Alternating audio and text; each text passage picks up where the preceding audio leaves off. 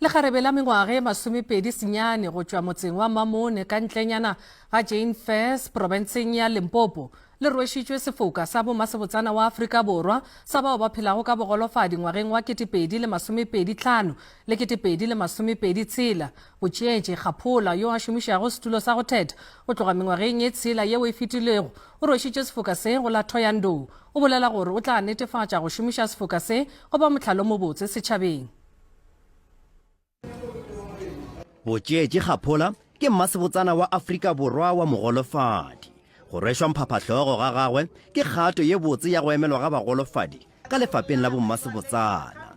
Bogolofadi bja gagwe bo thomile ge a ikhwetša ka le lengwe la matšatši a palelwa ke go sepela ge a tsoga le ge dingaka di laodišitše gore o golofetše le go swanela ke go sepela ka setulo 30 ga se a dumela bogolofadi bja gagwe go ama bokamoso bja gagwe. Ke ikwa ke na le mafolofolo kudu ke gore toro ya ka ke tlo fihlelela dilo tše dintši tše ile gore ke a di nyaka ene ke tlo ba thušo mo setšhabeng sa batho ba ile gore ba phela ka bogolofadi ka bophara.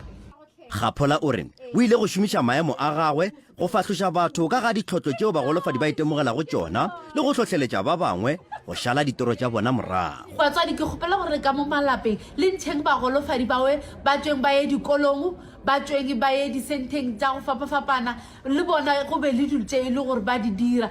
Bathegi ba Kgaphola ba re ba thabišitšwe ke phihlelelo ya gagwe.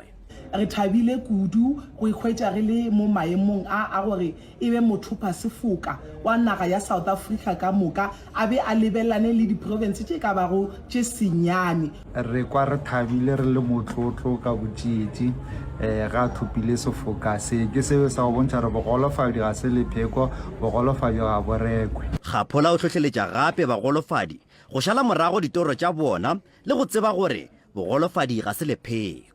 Na ke Koketšo Motau wa ditaba tša SABC Polokwane.